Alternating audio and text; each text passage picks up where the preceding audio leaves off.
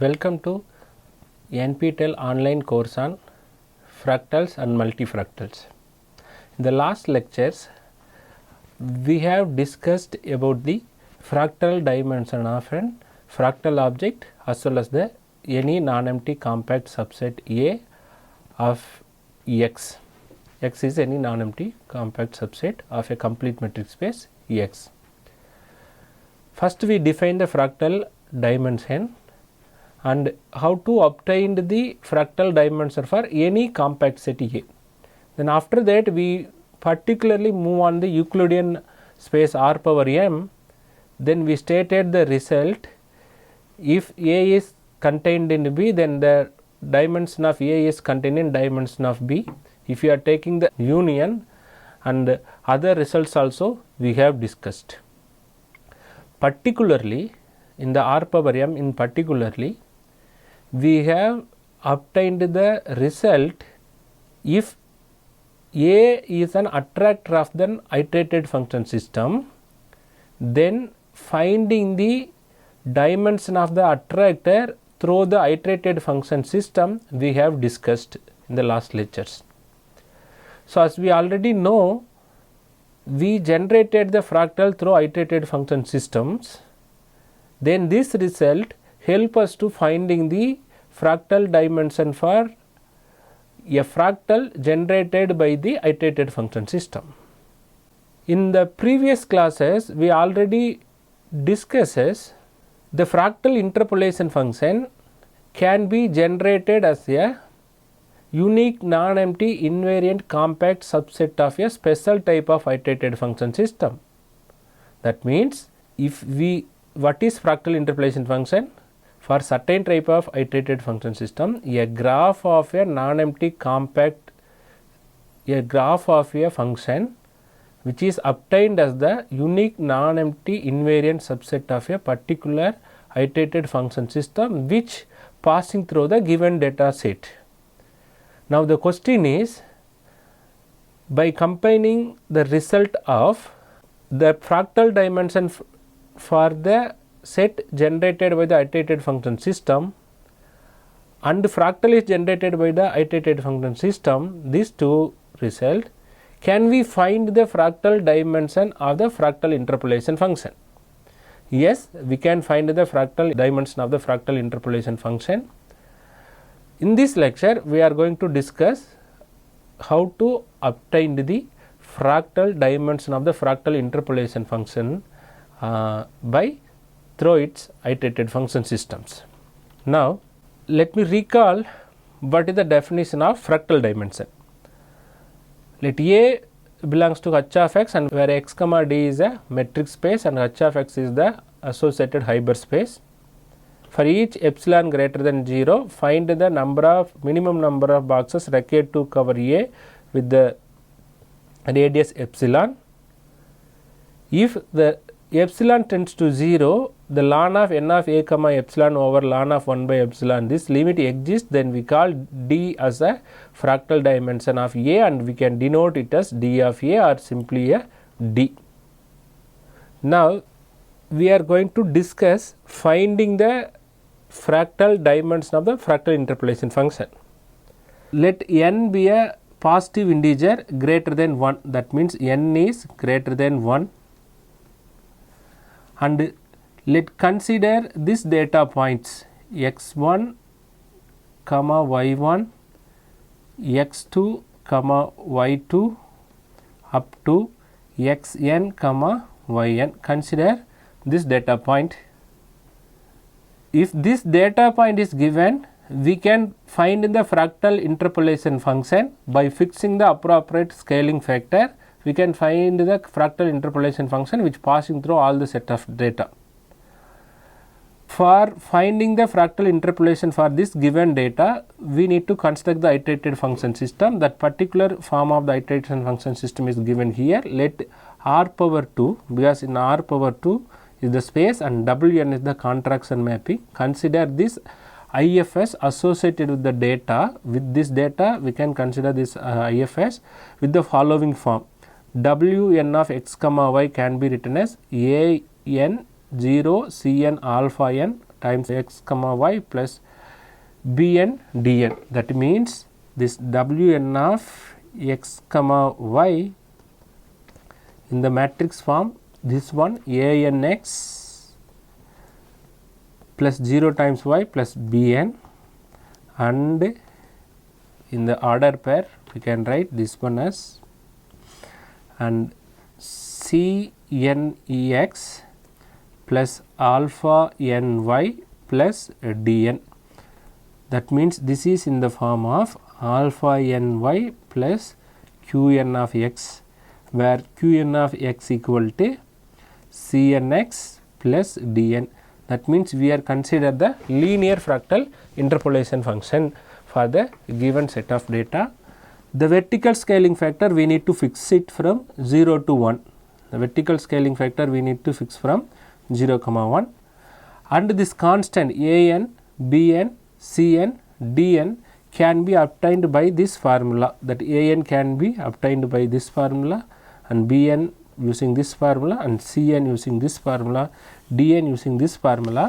This three formula we can obtain by the endpoint condition of wn endpoint condition. That means wn of x1 comma y1 will map to the xi comma yi. That means w each subinterval it will map wn comma yn, and wn of xn comma yn will map to the xn comma xn plus 1 for all n equal to 1 to n minus 1. By using this endpoint condition, one can obtain the an, bn, cn, dn by fixing the alpha n's. So we get the two consistent system. One consistent system we can find a and b, and other consistent system we can find c and d. Now if this iterated function system will generate the one fractal, that fractal is a graph of a continuous function that passing through the given data set. That means let G denote the attractor of the IFS given in the previous slide, so that G is the graph of a fractal interpolation function associated with the given data. Then if the modulus of sum of alpha is greater than 1 and the interpolation points do not all lie on a single straight line, that means not a collinear points, then the fractal dimension of G is the unique real solution D of this equation. Sum of I equal to 1 to n minus 1 modulus of alpha n times a n power d minus 1 equal to 1. Otherwise, if the data points are collinear, then the graph dimension of G is 1 case, and the other case when it is, if the data points are straight line, d of G is 1, and other case if this one is less than or equal to 1, if all are less than or equal to 1, then that means the sum of all the scaling factor is less than or equal to 1. In that case also we can conclude the graph of fractal dimension of graph of fractal interpolation is 1. If these 2 point conditions are satisfied, then the fractal dimension, this one D is graph of the fractal dimension of G, can be obtained using these equations. Let us discuss the proof of this theorem. With the same notation in the statement of the theorem, let epsilon greater than 0, we consider G to be superimposed on a grid of closed square boxes of side length epsilon. That means we know that if any attractor is given, obviously this is embedded in r power 2. The graph is embedded in r power 2. For covering the r power 2, we can use the boxes of size A, that means the side length epsilon we can use. If we cover all the r power n by this epsilon, means therefore this is embedded in r power 2, therefore we can cover this one by box. That means the graph of a fractal interpolation function is superimposed on a grid of closed square boxes of side length epsilon. That means each of its side length is epsilon. Each of, if you take any box, its side length is epsilon. Then n of epsilon is used to denote the number of boxes which is intersect G. Now you can listen. Now we give the covering of r power 2 by this epsilon boxes. This is embedded in r power 2. Therefore, we can find the number of boxes which intersect this attractor. We can count like here. This is not intersecting, like this one. This box are intersecting, right? But whereas this box are not intersecting. If a single point is belongs to the boxes, we can call it as an intersection of these two boxes, maybe here and here. Now what is the value of n of epsilon? We need to find. That means n of epsilon denotes the number of boxes is intersect the attractor, this G. Now we need to find what is the value of n of epsilon. Now let n of epsilon denote the number of square boxes of side length epsilon which intersect G. These boxes are similar to the ones used in the box counting theorem, because in the box counting theorem we can cover the any object in the any compact set in r power n by the boxes. The same boxes we are using here. On the basis of the inductive idea, we suppose that G has the fractal dimension G has the fractal dimension D, then it satisfying this equation. Number of boxes required to cover G with the size epsilon is indirectionally proportional to the constant sign epsilon power, directly proportional to C time epsilon power minus D, then where D is the fractal dimension of G. As epsilon tends to 0, then one can get the dimension of the graph G. Now we need to estimate this D of G. That means the D we need to estimate. Now let n belongs to 1 to n minus 1, because we have the n minus 1 number of mapping. Let n of epsilon denote the number of boxes of side length epsilon which intersect Wn of G for all n equal to n minus 1. Because G can be, we know that G can be written as union of I equal to 1 to n Gi, it is n minus 1, it is, we can take as n equal to 1 to n minus 1, not G, it is a W of Wn of G. So basically G is written as some pieces of Wn of G. That means this can be decomposed by this set of elements. If we want to find the number of covering of G, we have to find the n of epsilon for each Wn of G. Then we can add the sum, then we can get the number of boxes n of epsilon we can get, that are number of boxes is required to cover G with the minimum number of boxes required to cover G we can get. So here n of epsilon denote the number of boxes of side length epsilon which intersect each Wn of G for n equal to 1 to n minus 1. We suppose that epsilon is very small compared to xn minus x1. That means epsilon is very small to this quantity. Then because the IFS is dust touching, it is reasonable to make the approximation n of epsilon equal to n1 of epsilon plus n2 of epsilon plus n3 of epsilon and so on up to n minus 1 epsilon, because we have the mapping n minus 1 number of mapping. If the data point is n, we have the n minus 1 number of mappings. Now this we can write like this one, the summation we can take now. We now look for a relationship between this n of epsilon and n of epsilon. The boxes which intersect G can be thought of as being organized into columns.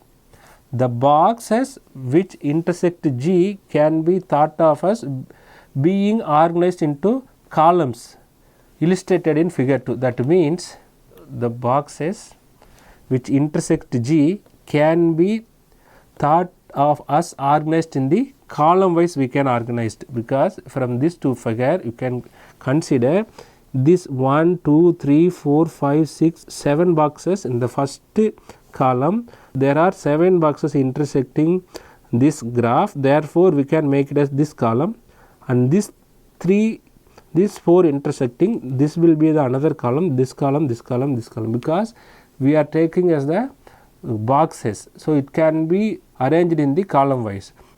So we can, the number of boxes intersect the graph G, we can arrange it as the column. The set of column of boxes of side length epsilon which intersect G is denoted by, the set of columns of boxes of side length epsilon which intersects G is denoted by Cj of epsilon, where j equal to 1, 2 up to h of epsilon, where h of epsilon denote the number of columns. The number of column is h of epsilon. What is the value of h of epsilon and how many boxes are there in this illustration? How many boxes in C2? C2 there are 1, 2, 3, and if one first column, second column, third column, we can calculate the boxes. Here you can see there are 3 columns in a C2. Now let the set of column of boxes side length epsilon will be intersect G denoted as this number and h of denote the number of columns under this assumption. Under this assumption, what is the assumption? The sum of all the scaling factor is greater than 1, strictly greater than 1. The number of boxes per column grows as epsilon tends to 0.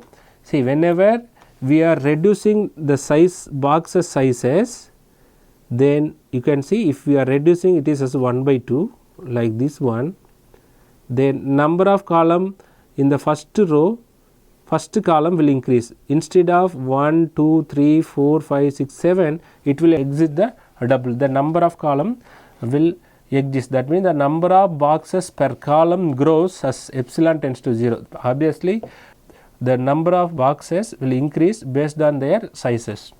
Similarly, the number of boxes in the column will increase whenever this epsilon tends to 0. To simplify the discussion, we assume that the modulus of alpha n is greater than a n, because what is a n? A n is the ratio between x n minus x n minus 1 over x n minus x 1. That means in the x axis we have n number of points, x1, x2, this is x, we have xn, this is xn plus 1, and up to we have xn number of data points. We have this interval. This Sn is, if you are taking S1, it is the ratio between x2 minus x1 over xn minus x1. So, xn minus xn minus 1 is always modulus of this one is less than or equal to x1 xn minus x1. So, this an, each an is less than 1, each an is less than 1. Therefore, if you are assuming modulus of alpha n is greater than an, that means if you are taking the sum of all this one is equal to 1, the sum of this one you can assume as sum of this quantity. So, it is a stronger condition that assuming that it is greater than 1, which tells us that this assumption is stronger than the assumption modulus of n equal to 1 to n minus 1, modulus of alpha n is greater than 1. That means now we assumed that sum of n equal to 1 to n minus 1, modulus of alpha n is strictly greater than sum of n equal to 1 to n minus 1 an. This sum is greater than this sum, which is obviously greater than 1. Now, then consider what happens to a column of boxes Cj of epsilon of side length epsilon when we apply the affine transformation Wn to it.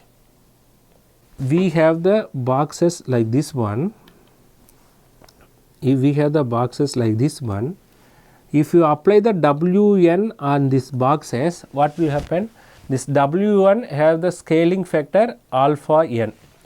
It becomes a column of parallelogram. The width of the column is, the width becomes this one. This is, suppose if we have the epsilon, as we know in the interpolation we have the two form anx plus bn, and fi of x comma y will written as alpha times yn ln fn, then this is alpha time yn plus qn of x. This will control the x direction. If we are giving the epsilon, then the width becomes this alpha. If you are applying wn on here, because wn is the mapping of ln comma fn, if you are applying the wn of this box, then it becomes, the width becomes an epsilon. This is an multiply with here, because an is less than 1, then this one is reduced size of this one an epsilon, and the height of the column is modulus of alpha n time the height of the column of before transformation, because we are using the box size here epsilon box size. So, this will becomes like epsilon time alpha n, like this one we will get, because this is the whole thing, it will reduce to like this one, then this will come to like this one. So, we will get this one, the height becomes alpha n times epsilon height, and the width becomes an times epsilon. Let n of Cj of epsilon denote the number of boxes in the column Cj of epsilon. Then the column Wn after applying the map Wn of, if you apply each Wn on Cij, can be thought of as being made up of square of boxes of side length an epsilon, each map with the intersect Wn of epsilon. Now, how many boxes of side length an of epsilon are there in this column? Approximately modulus of an times n of Cj of epsilon over an number of boxes. Adding up the contribution to n of times epsilon, from each column we obtained n of epsilon, because each one is from this one the number of boxes, summation j equal to 1 to h of epsilon modulus of an times n of Cj of epsilon over an. So, here this is the constant, we can take it out, then you will get j equal to 1 to h of epsilon of n of Cj of epsilon. But this one we already assumed this is equal to n of epsilon. That means now n of an of epsilon is, we are getting as modulus of alpha n over an time n of epsilon. This is illustrated in the figure like this one, like this is the g. If you are covering the box, if you are applying this one, the g becomes like this one after applying the W1. If you apply the W2 somewhere like here, if W3 like here up to Wn minus 1, you get the different parallelogram. When the shear transform Wn is applied to the column of boxes which covers the graph G, the resultant is a set of thinner columns of width A1 epsilon which covers W1 of G. The new column are made up of small parallelogram, but the number of square boxes of side length is A1 epsilon, which they contain in readily estimated. Now, from the last equation we reduced that when epsilon is very small compared to this x modulus of x n minus x1, then n of epsilon, that means each boxes needed to cover the w n of epsilon, which is approximately equal to this quantity. That means modulus of a n over a n, n of epsilon over a n. Here whenever epsilon is small quantity, you can divide by a n on both sides, we can get this quantity. Here we are divided by a n. We substitute from 4 into 3, you can replace this 4 it here, this quantity here, then one can get n of epsilon a modulus of alpha 1 over a1 time n of epsilon by a1 plus and so on. We will get modulus of alpha n minus 1 over a n minus 1 times n of epsilon over a n minus 1. Now we can use this assumption to get the fractal dimension. That means this quantity is equal to c times epsilon power minus d. So then epsilon power minus d can be approximate as, if you are comparing this one, then the c time epsilon may cover one is like this time modulus of alpha 1 a1 power d minus 1 times epsilon power minus d plus this quantity up to modulus of alpha n minus 1 times a n minus 1 power d minus 1 time epsilon power minus d. So, if you are taking all the epsilons, if you taking this sum and take the epsilon power minus ds out, then this two term will cancel, one get this quantity equal to this quantity, which is equal to 1. Now, if you solve this one can get the dimension of the graph of the fractal interpolation function g. One can get graph of the which is equal to d. By solving this one can get the fractal dimension of the graph of fractal interpolation function g, because we started by covering its graph of g. So, now by assuming all the alpha n's are less than 1, we are getting this one, and the points are not collinear, we get this one. We get two more cases. What is the first case? Suppose the points are collinear points. The case 2 is collinear case. The first case what we discussed, the points are not collinear points and sum of all the scaling factor is greater than 1. We assumed and obtained the fractal dimension of fractal interpolation function, graph of a fractal interpolation function. Now, if the two more cases we need to discuss. First one, if the points are collinear points.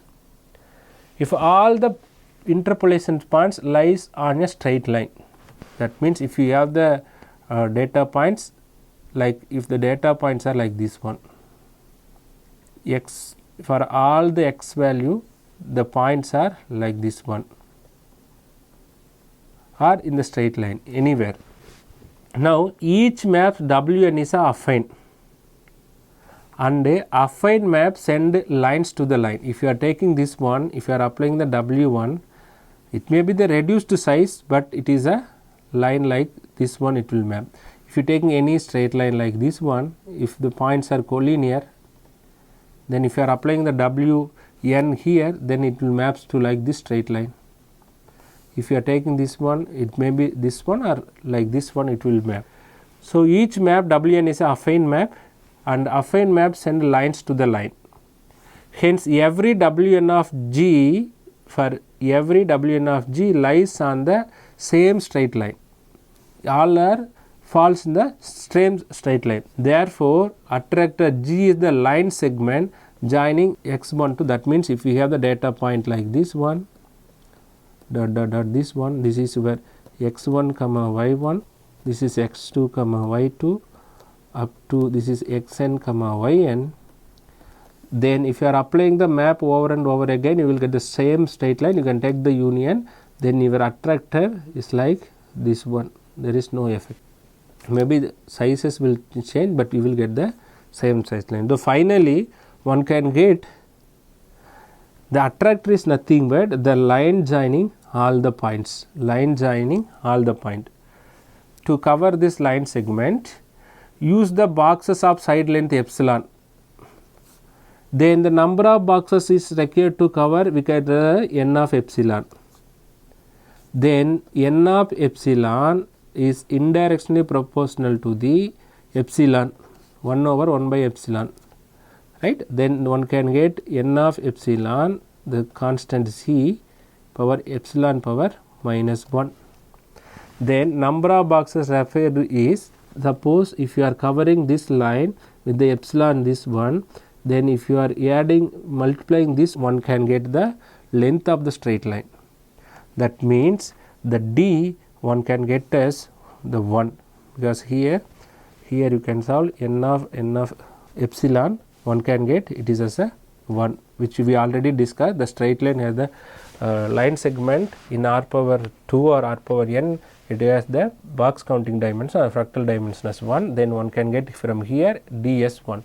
So if the data points are collinear data points, then the graph of interpolation function which passing through all the data point, this fractal dimension is 1. Now the second case, weak vertical scaling factor, that means if sum of all the alpha n's is less than or equal to 1, then the vertical scaling is not strong enough to create fractal irregularity.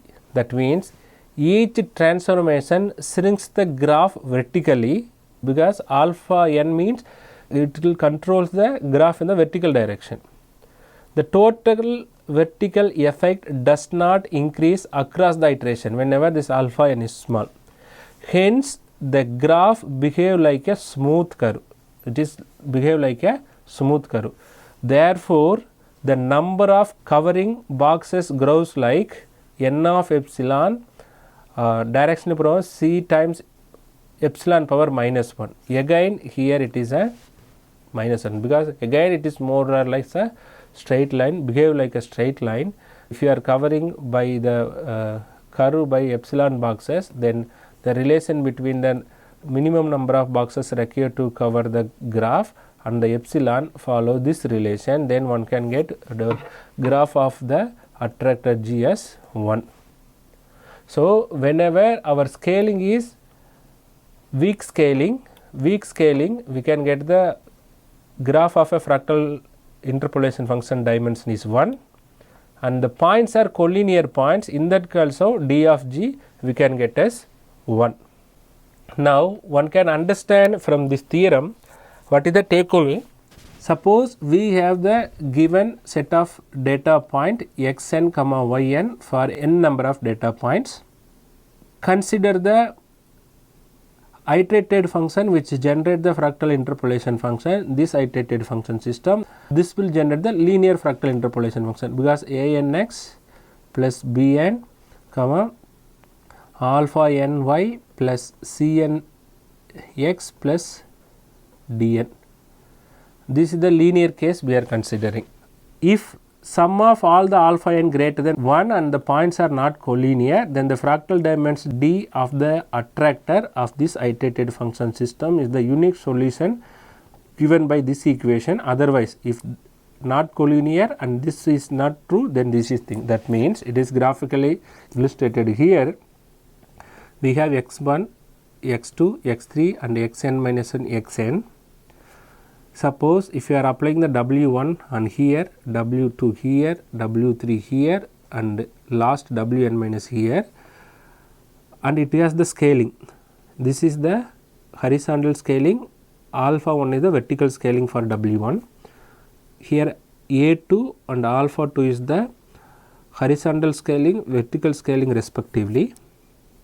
For each Wi, like that we can take the horizontal scaling and vertical scaling, and the an is this one which is strictly less than 1, and sum, if you are taking the sum, it is equal to 1 because it is dividing equally.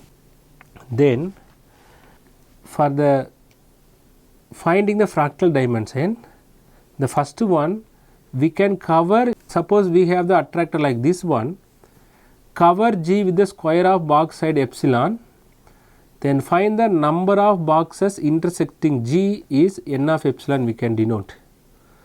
Then organize the boxes into column. These boxes, whatever the box size is intersecting the graph G, organizes as the column wise. That column we are doing Cj of epsilon. How many columns we have? Suppose we have the h of epsilon column, then h of epsilon is the number of columns. 1, 2, 3, 4, 5, 6 means there are h of epsilon is 6. It depends on the epsilon. Fine. Now under the mapping Wn, what is the image of these boxes which intersect the attractor G? So Wn is the width epsilon, a column of width epsilon, and height is, suppose we are taking the boxes means height also epsilon, becomes width an epsilon and height modulus of alpha n time h. We are taking the boxes, so both side is epsilon, so we will get epsilon here. Now boxes of side an epsilon in that column, which is equal to modulus of an over an times number of numbers in the original columns. Now if you are applying this method, we will arrive the result. For this we assume that it is a just touching property, because it is the G can be written as the union of all this thing, it joining the endpoint condition. So for small epsilon, overlaps occur only one boundaries, that means n of epsilon will be given as the sum of the n of epsilon for each W1, W2, Wn minus 1. That means boxes per G equal to sum of boxes per pieces. Okay, that means G is decomposed into sets. Then we are finding the number of covers per G. We are finding the number of covers per each pieces and take it their sum. Then we will get the total boxes for the G, which we need the minimum numbers. Then relation for one piece is, first we need to find the relation between one piece and the n of epsilon.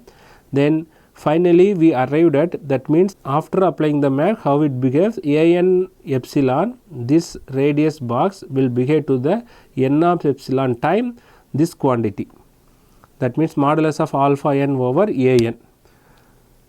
Then n of epsilon is approximately equal to modulus of an over alpha n over an times n of epsilon by an for n equal to n minus 1. Substitute this one, then substitute into n of epsilon, one can get this equation. Then assume that n of epsilon, that means the box, for finding the box counting dimension, it follow this scaling property, that n of epsilon which is approximate by the c times epsilon power minus d. You can apply both the things here, then we will get this one. So the conclusion is, if the data points are the scaling of each interval is, take the summation if it is greater than 1, and points are not collinear, D is the unique solution of this one, otherwise 1. So outcome, if the fractal graph is like this one, the dimension D is greater than 1. That means the graph of the fractal dimension is greater than 1 whenever this case not collinear. So all the points are lies in the same straight line, then the D of G is 1. The weak contraction means it will not create any effect in the vertical side, so it will get the smooth curve. The smooth curve, the fractal dimension is again 1. So here there are some notation which illustrated in these figures. Now let us discuss some nice example related with this theorem. The first one, the remark is, before that we consider the fractal dimension of a fractal interpolation function in the form of linear case, in case where the interpolation points are equally spaced. Suppose the interpolation points are equally spaced, the distance between xn plus 1 and xn is equal for all the interval, for all the n. That means xi can be written as x1 plus I over n time xn minus x1 for all I equal to 1 to n minus 1. If this is the, that means in the data points x1, x2, x3, x4 and so on.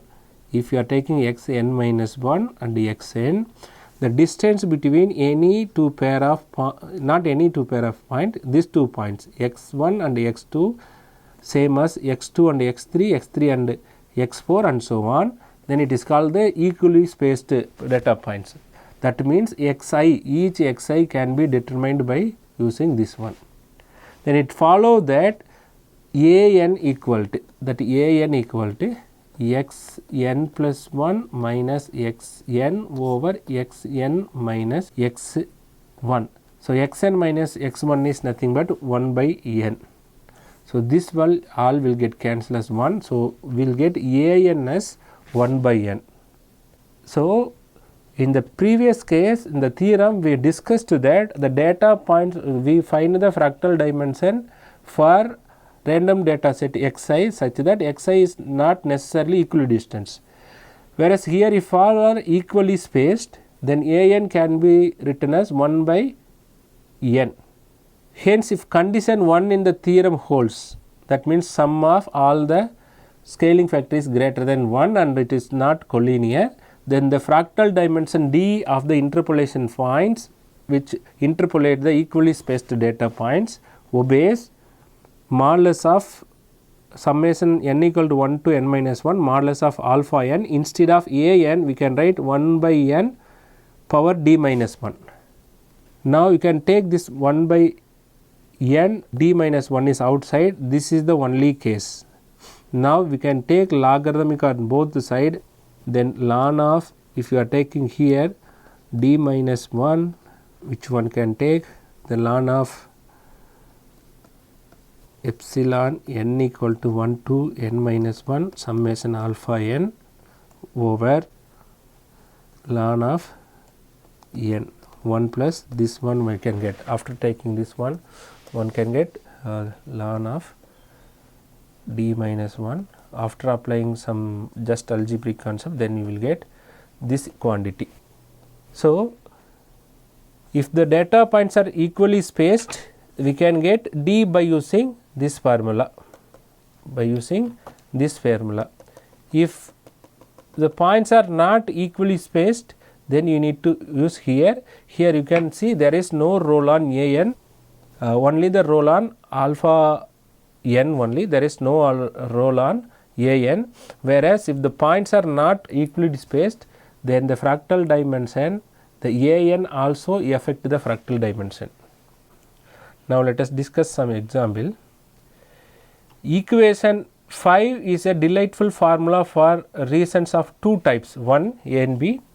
This formula confirms our understanding of the fractal dimension of the fractal interpolation function.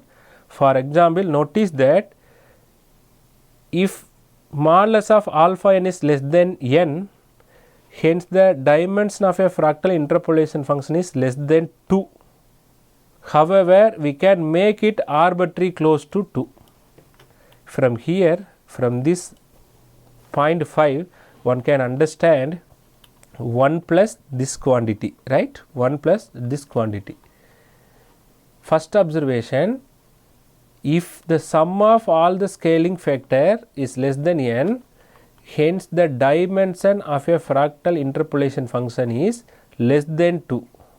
However, we can make it arbitrary close to 2. Also, under the assumption this one is greater than 0, sum of all the scaling factor is greater than 1, the fractal dimension is greater than 1. However, we can vary it smoothly down to 1. That means, if you are taking the for the given data point, if you are generate the fractal interpolation function by using the given iterated function system, linear iterated systems, then their box counting dimension is lies between 1 and 2. but for the suitable choice of parameters, we can increase the fractal dimension to 2 as well as we can decrease this one to 1. Now, then second one, it is remarkable that the fractal dimension does not depends on the values yi aside from the constraint that the interpolation points be non-collinear. Hence, it is easy to explore a collection of fractal interpolation functions, all of which have the same fractal dimension, by imposing the following simple constraint on the vertical scaling factor. If you are applying this simple constraint on the vertical scaling factor, we can impose this one on the vertical scaling factor, then we can generate the fractal dimension with the same fractal dimension. Let us discuss the examples. Here, the fractal dimension of fi of f fractal interpolation function with the non-collinear data points. The data points we are taking as here 0, 0, 1 by 2, 1 by 2, right here and here. These are the data point we are taking. This is 1 by 2, 1 by 2. So 1, 0, here 0, 0. The data points are not collinear. Alpha 1 equal to 0.75 for this fractal interpolation. In this data, we are taking alpha 1 as 0.75 and alpha 2 is 0.65. Then the summation is 1.4. Summation is 1.4. 1.4 equal to how many number of data point we have? That n is, we have 1, 2, 3. 3 power d minus 1. 3 power d minus 1. So, we have this 1.4 which is equal to 3 power d minus 1. If you apply the ln of 1.4, this summation we need to find d minus 1 ln 3. So, you can get ln 1.4 over ln 3. If we want to find the d equals 1 plus this quantity, which is we can get 1.3063. So, if we are choosing this scaling factor alpha 1, alpha 2, by applying this formula, one can get the fractal dimension of the graph is 1.3063. Now, for the same set of data point, take the alpha 1 as 0.51 and alpha 2 as 0.53. That means the scaling is, sum of the scaling is 1.02, which is equal to 3 times d minus 1, again ln of, if you are finding the d, one can get ln of 0.02 over ln of 3 plus 1. Again, for the same set of data point, if you are choosing the scaling factor as this one 1.98, then the graph of this graph fractal interpolation is, one can get ln of 1.98, this is 1.02, 1.98 over ln of 3 plus 1. Now, this fractal dimension is 1.6218. Now, you can consider, you can check, we take the same data point, the data point is same for all the graph.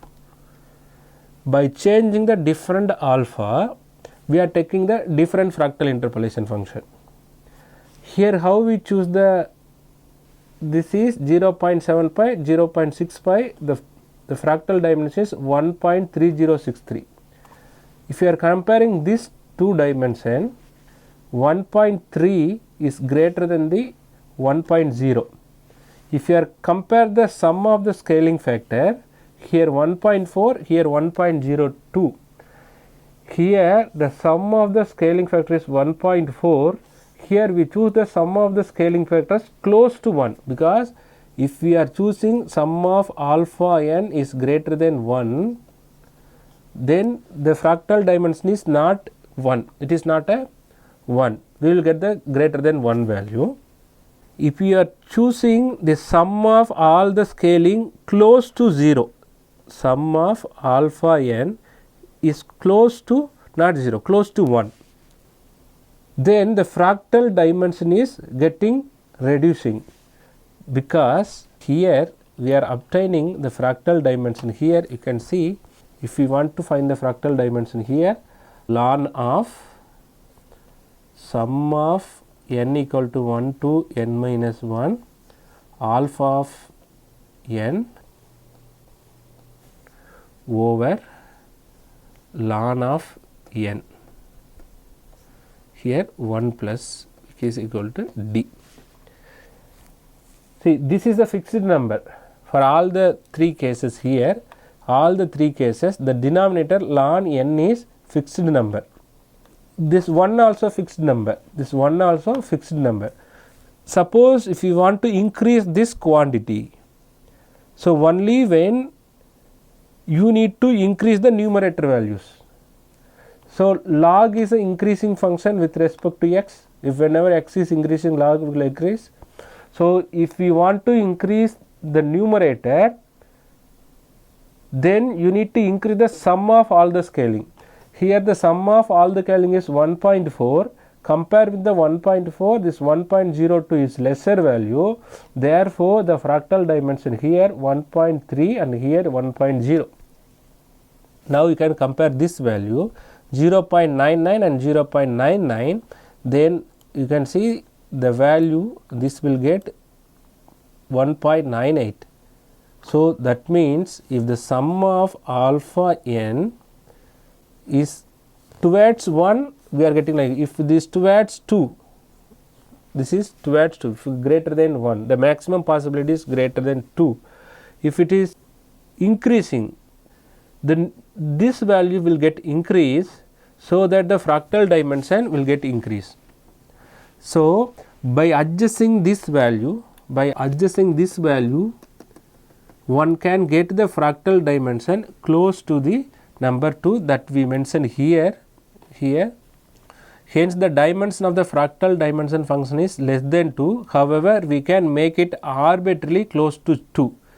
How to make this as arbitrary close to 2? Whenever you are increasing this value towards 2, then sum of here only the 2 data points, that it is 2. If you have the 4 data points, then you need to mention as the number of data points. That means if here you can observe that we have 1, 2, 3 data points. Therefore, the sum of alpha n, if you close to, if this is close to 2, then your fractal dimension will get close to 2. Whereas if you have the number of data points are n, so if you are taking this alpha n as close to number of data points, then this fractal dimension get the value close to 2. And you can observe from the figure, the scaling factor are 0.75, 0.6, this much factor irregularity, and the fractal dimension is 1.3 for the first graph. This is 1.3063. For this graph, the fractal dimension is 1.0180. For this graph, the fractal dimension is 1.6218. Now, one more observation, whenever the fractal dimension is increasing, their pattern and the irregularity is increasing. We are plotting the curve after certain 10 number of iteration. Suppose if you are obviously increasing the iteration, the irregularity you can observe by increasing the iteration. But if you want to compare these 3 curve, estimate the fractal dimension. So here the fractal dimension has the lesser value compare with this one, therefore it has the less irregularity than this one. So what it means, if the fractal dimension of the graph is less than 2 and greater than 1. If it is close to 0, then this fractal graph, this fractal interpolation function occupy the space in r power 2 is not that much densely compared with these two curves. So, this one more densely occupies the r power 2 compared with these two curves. That is the observation from here. So, by choosing the appropriate scaling factor close to the number of data point, we can increase the fractal dimension of the fractal interpolation function. Now, one thing you can observe, for same data point, 3 different scaling, 3 different graphs, each graph has the different fractal dimension. Now, consider this case.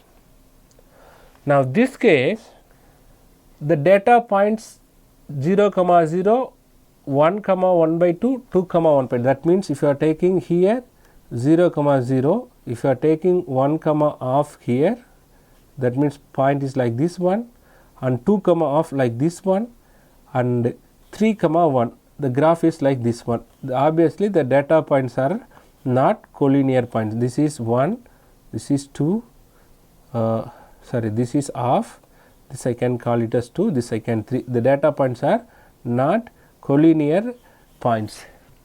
Okay, fine.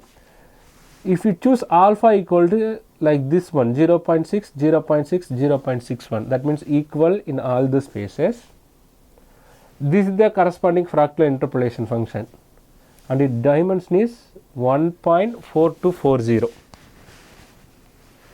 Now, for the same set of data, if you are choosing this set of scaling factor in each interval 0.35, 0.8, 0.6, then again the fractal dimension is 1.4240, same like the first graph. If you are choosing the scaling factors like this one 0.5, 0.9 and 0.4, then the fractal dimension of this graph is 1.4240. Surprisingly, all the 3 graphs having the same fractal dimension, just you can observe the structure, both the structures are different structures but passing through the same set of data points. Here you can observe that for the given set of data points, by choosing the appropriate scaling factor, we can get the same fractal dimension, but you can observe the fractal graphs as their patterns are different, but they are passing through the same set of data points. Now, we have the 3 fractals, all are passing through the same set of data points. Also, their fractal dimension is same, but you can observe from this figure their pattern is not same. Now, how to compare these two graphs? The question is how to compare these two graphs. In the previously these graphs, we compared 3 graphs by their fractal dimension. Whenever the fractal dimension is high, it occupies the space more densely compared with the other things. You can see both 3 are different structures. Similarly, here 3 graphs are different structures, but their fractal dimension is same. So, in that case, how to compare the fractals? Now, this can be formulated as, if I have the 2 fractal sets, if both has the same fractal dimension, then how to distinguish these 2 fractals? This is a very big question. Then this question will be answered by finding the multifractal measure or multifractal dimensions for these fractal sets. So, in that case, the fractal dimension is not that much effective to classify the fractals. So, it shows how the fractals are, whether object is fractal or not, it shows, but comparing between two fractals, still it has some lags. So, we need some stronger measure to classify the fractal state. For that, we are going to discuss the multifractal in the upcoming classes. So, thank you. For this one can refer these two books. For more detail, Professor M.F. Barnsley, and more mathematical concept is given in the KF Corner. Thanks.